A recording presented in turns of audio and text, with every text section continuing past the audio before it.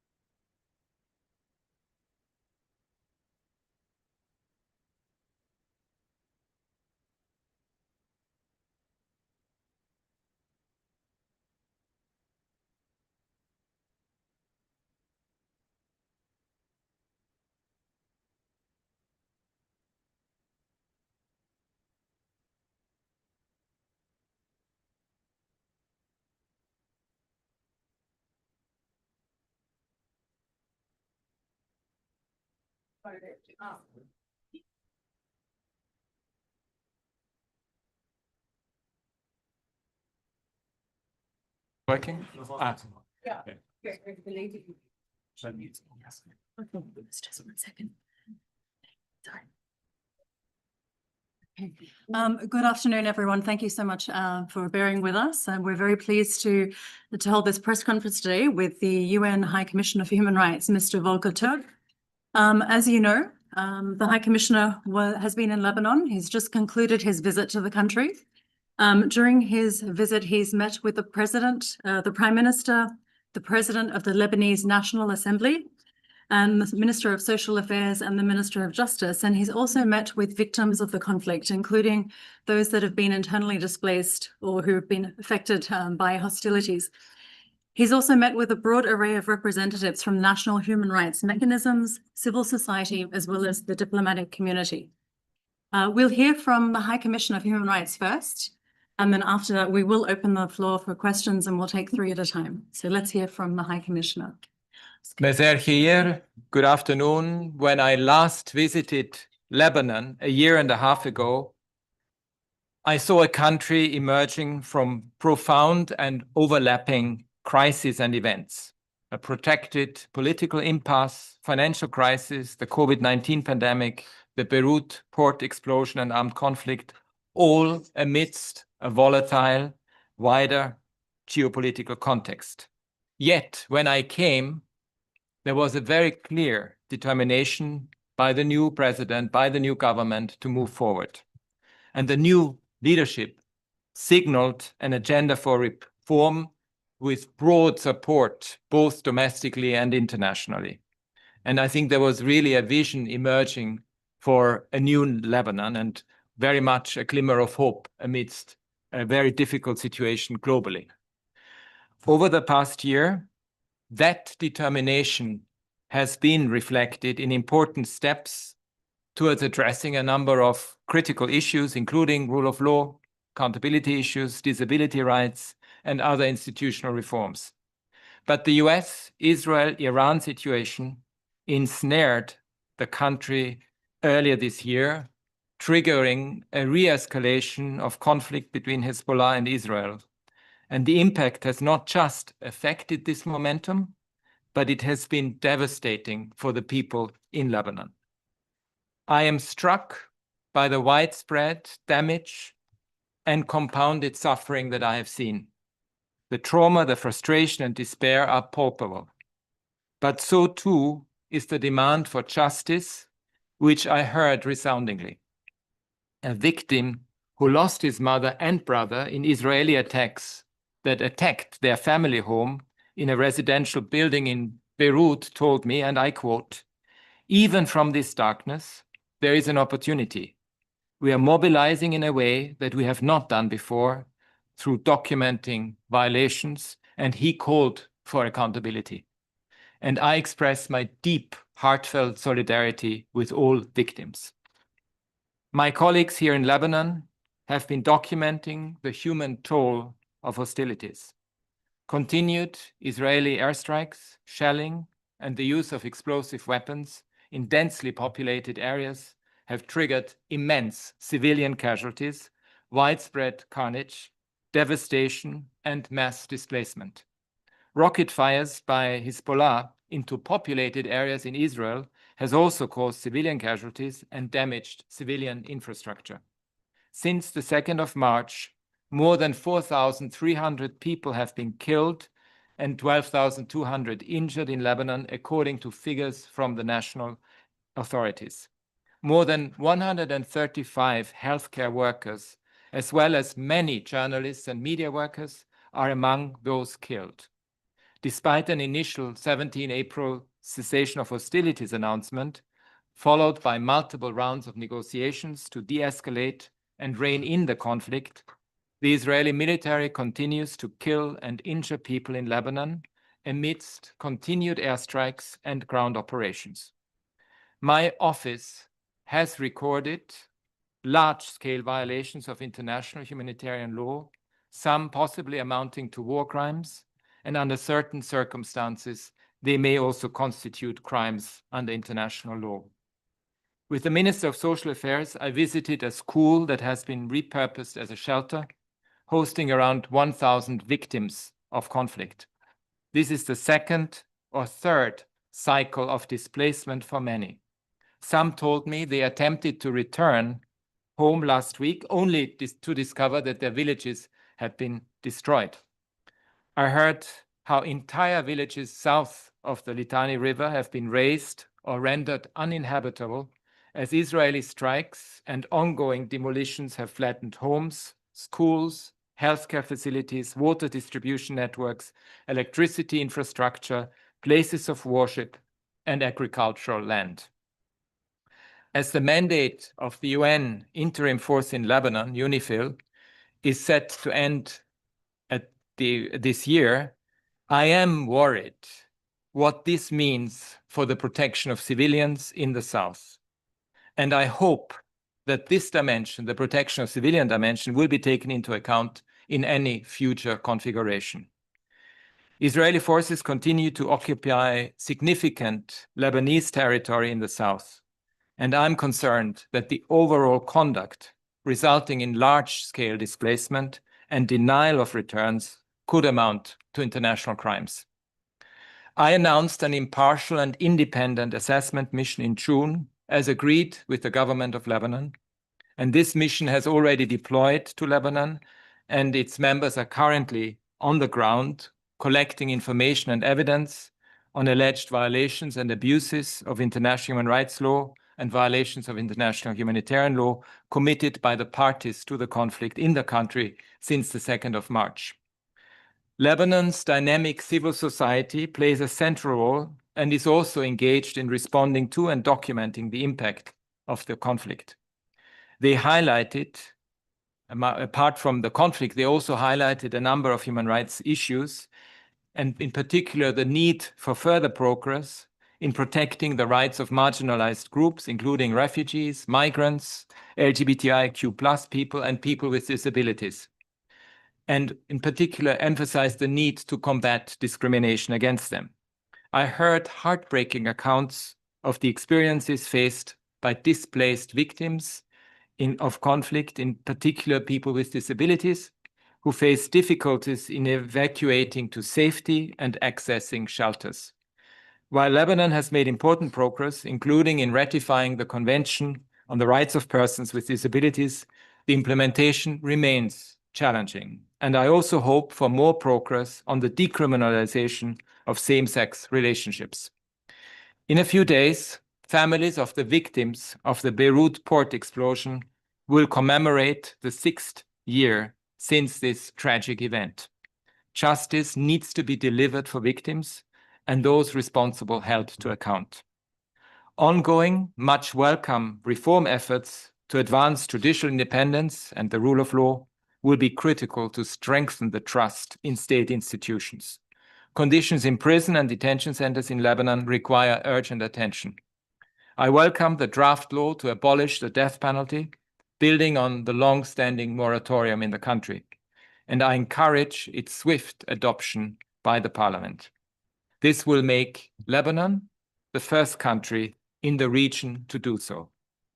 Recovery and reconstruction are not simply a logistics exercise.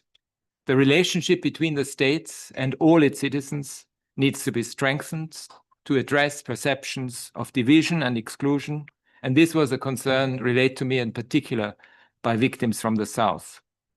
The social contract will need to be rebuilt, where all communities in Lebanon are respected in their dignity and human rights, and where the state is able to protect their rights and provide the services, safety and security they need. This also means full empowerment of the Lebanese state with full respect for its sovereignty and territorial integrity without external interference. I warmly thank the government of Lebanon for hosting my visit, and my office and my colleagues here on the ground remain ready to support Lebanon in the promotion and protection of human rights for all. Shukran. Thank you, High Commissioner. And as the High Commissioner was speaking about our colleagues here, we're also joined by Mr. Mazen Shakura, who's head of the UN Human Rights Regional Office here in Lebanon. So we'll take questions. We'll take 3 at a time. And just a reminder that interpretation is also available, simultaneous interpretation. So we'll open the floor for questions. And as I mentioned, we'll take 3 at a time. And if we go over to, we'll just ask you to state your name and your media organization. Go ahead. I'm Katya Shaman from the National News Agency. What concrete action can you take beyond documentation? We know that your office has repeatedly documented violations against civilians in Lebanon. And we know that this report did not stop these violations. So what kind of action can you take? Okay. Let's open it up for another question.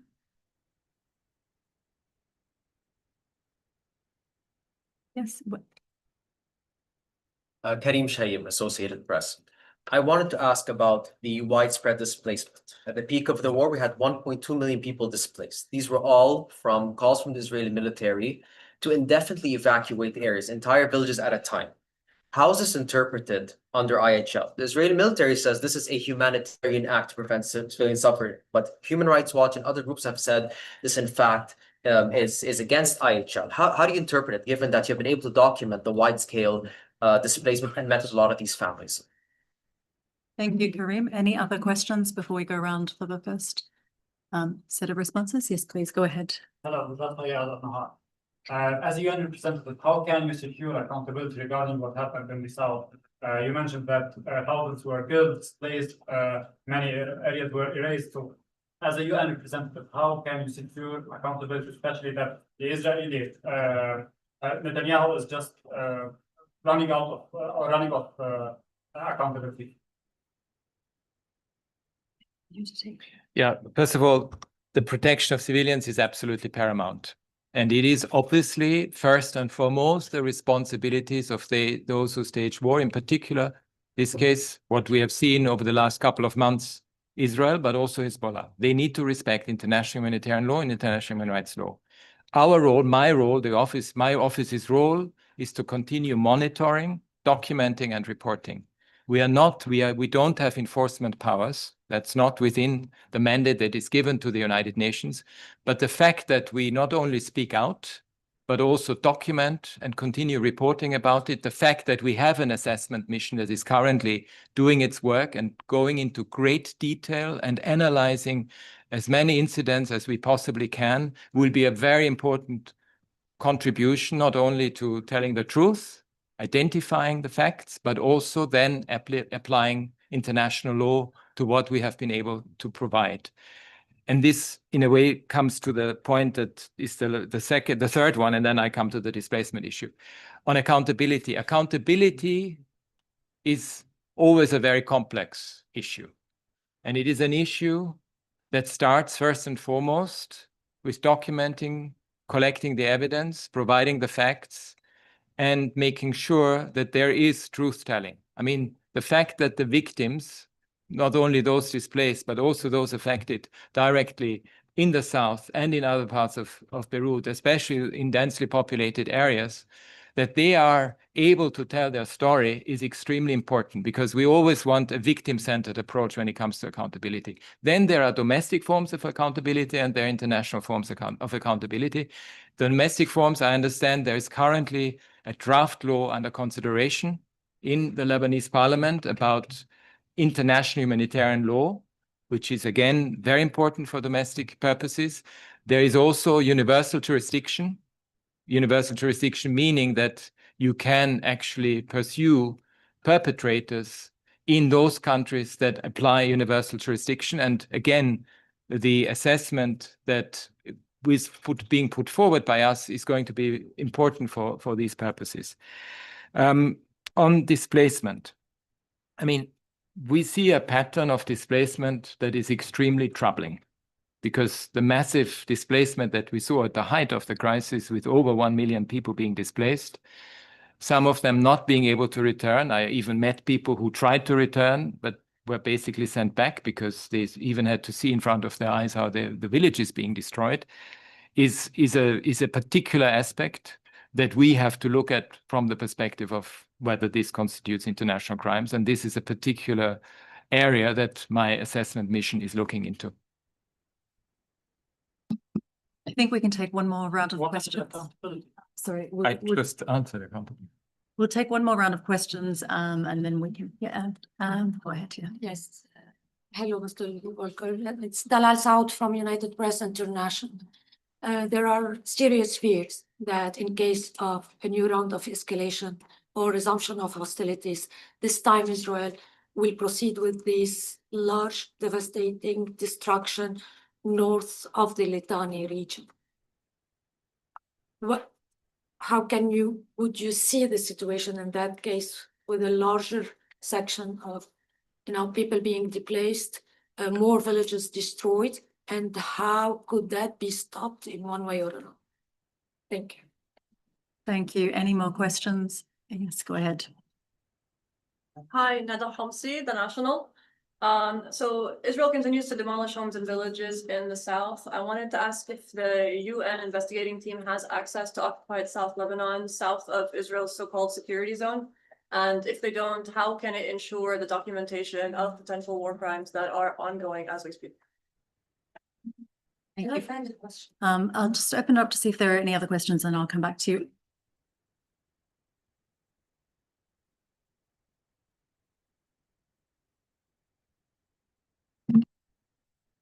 Okay, we can go to your follow-up question. Yeah.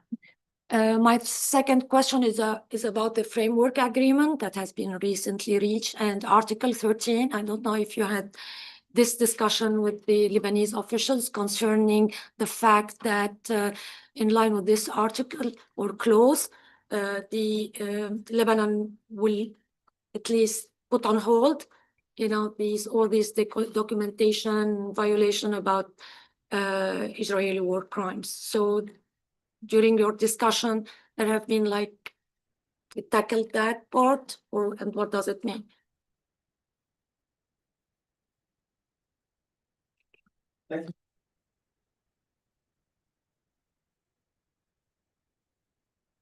Look, on the first one, I mean, obviously, with all the ongoing negotiations that are taking place, and there will be ones that are going to take place in Rome, I think on the 4th of August, very important ones. I mean, I think the fervent hope of everyone is to ensure de-escalation, a respect for international humanitarian law, a withdrawal of troops, and a full empowerment by the Lebanese state to establish its presence. I mean, that's really the aim. So I don't want to speculate on anything beyond that, because the emphasis has to be on de-escalation and finding a way forward. There's no doubt about this. It is very important that my office is able to assess the situation from the 2nd of March until the end of July, and my office will continue monitoring what is happening inside the country, and that in and of itself has hopefully some preventive effect as well. On the method, yes, we have access to the south, but we are using a methodology that is very strict. We have very strict criteria. We are looking at violations of all parties, as I mentioned, and we are also in touch with everyone who can give us information and provide information to us. And we have, when we validate information, we need 3 independent sources to verify. So that's why sometimes these things take longer. I mean, that's how it is. But that's extremely important, because the legitimacy and the credibility of the type of work that we are doing comes precisely from the impartiality and from the professionalism and the integrity that we put to that process. So when we issue our report, we know what we are saying, and we know that we are saying it in good faith and in best possible conscience. On the framework agreement, look, I mean, it's obviously a question you need to ask the Lebanese government. I think the fact that we have an assessment mission here is a very important signal. This is going to be separate, and you will be able to proceed with all this of. I'm independent. I'm independent as a UN official. Okay, unless there are any other questions, I'm just giving an opportunity for any other questions. Otherwise, I think we're going to have to conclude this press conference. So we thank you all for joining us. Shukran jazilan. Thank you. Ma salama.